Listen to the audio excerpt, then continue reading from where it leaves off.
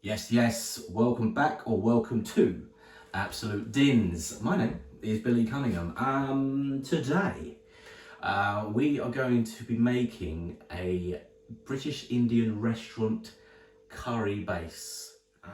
This is a base gravy that most Indian restaurants across this land use to smash out, jalfrezis, vindaloos, tikka masalas, double quick. So they use this, change up the spices in the finishing dish, but there's almost always, a base gravy. The one we're making today is a simplified version. There is other bits and pieces that go in it, but I'm one mere small man on a journey to somewhere. Anyway, starts off with a shitload of onions. So I'm gonna go and peel onions. Let's go over there, shall we? Boom.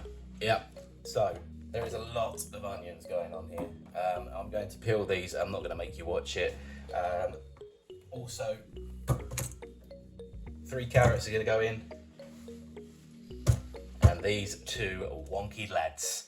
I'm going to chop all of these, take the stems off, peel the shit off of this, and then get back to you when it's all peeled and ready to go. Okay, I had a right grizzle up doing these onions. So what we're going to do now, sucking size of that. What we're going to do now is just rattle through these. I'll show you quickly with one. Because these are quite small, you only need them in that sort of size. And then I'll rattle through the rest of these. And then, yeah, we'll do the carrots next. I'm just going to trim the carrots and then chop them up. So, see you in a sec. Okay. I'm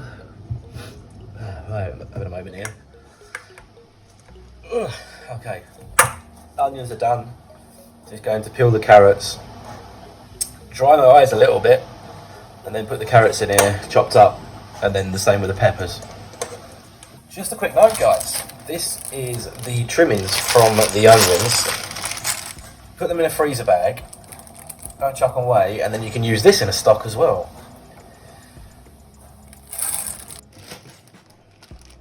Also, feel free to put the knobbly bits of your carrot into your little food sack, your little rishi food sack. Now, the first lot of our veg is all done. We're going to whack this over into a pan with a little bit of oil in, and we're going to start cooking these down before we add the other ingredients. So, I'll see you at the stove. Hello. I messed up. As I was putting the next step together, I didn't flip the phone camera, so the first 5 minutes of cooking was actually just filming the ceiling. So, I'm improvising. So, the next step is take a large saucepan or stock pot, add 60 millilitres of oil. To that, add your carrots, your peppers, and your onions. Stir constantly until the next step. Tried my best. Now I give up. Okay, flowers. Next, this has been going for about 4 or 5 minutes. They're starting to soften very, very slightly. But first, you want to put in a tablespoon of garlic paste and a tablespoon of ginger paste as well. Also, a big splodge of tomato puree. And give that a little mix. Come back in a few minutes time.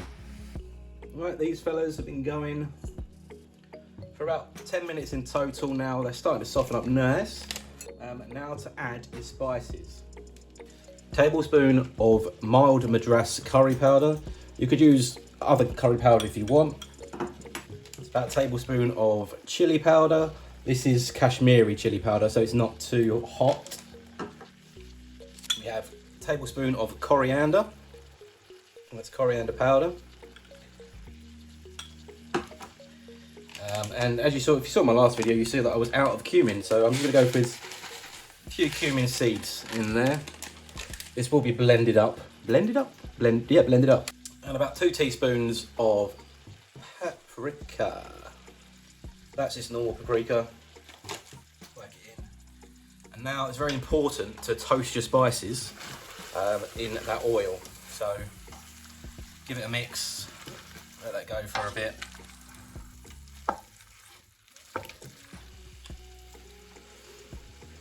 Now to add 2 tins of plum tomatoes. And next, there's just enough water to cover the lot.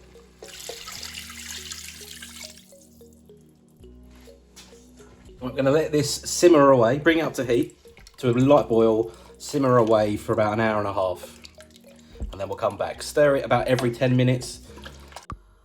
Okay guys, one thing I did forget was just a small bunch of coriander.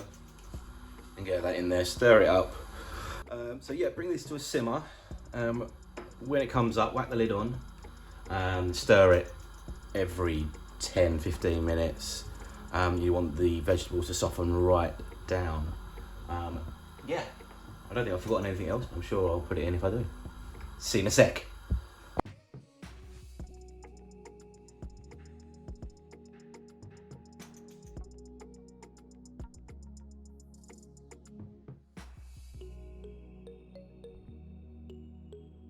All right, so it's been about an hour and 4 minutes to be exact. And we have the base gravy all softened up. So all the vegetables are all softened. You can see here, the oil has risen to the top. That's kind of when you know that it's done its job. And then it's time to get it blended. So I'm gonna grab my blender and we'll crack on with that. The welcome return of the aggressive kitchen dildo. You want to blend this up as much as you can. I'd say probably about 5 minutes even, till you have a consistency that you'll be seeing very soon. So bear with. Aggressive kitchen dildo has done a stellar job. Now we want to check the consistency of our sauce. Give it a little stir around. You want it to be just over the consistency of double cream. Now that's great. Now we let this cool down and then we bag it up and get it in the freezer. Oh, hi there. You've just witnessed me putting 300 milligrams of base gravy into a food sack ready to go into the freezer. Now, 300 milligrams is about perfect for 2 curries. I'm going to finish this off. Oh, yes, I have changed my clothes and yes, I'm in a different location, but that's show business and mind your business. Catch up in a sec when I've done all this and they're frozen. Bye. That's it complete.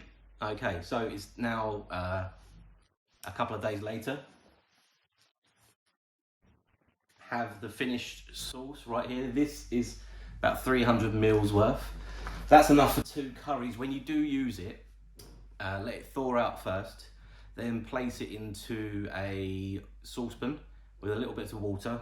You want it to be the consistency of milk. Bring it up to a temperature and then you can use it for making curries. Thank you very much. Another episode. It's a bit difficult, this one, the editing. But hey, as long as you believe in yourself, make your own rules. As long as you believe in yourself, cool as a cucumber. That's your lot. Get out of it.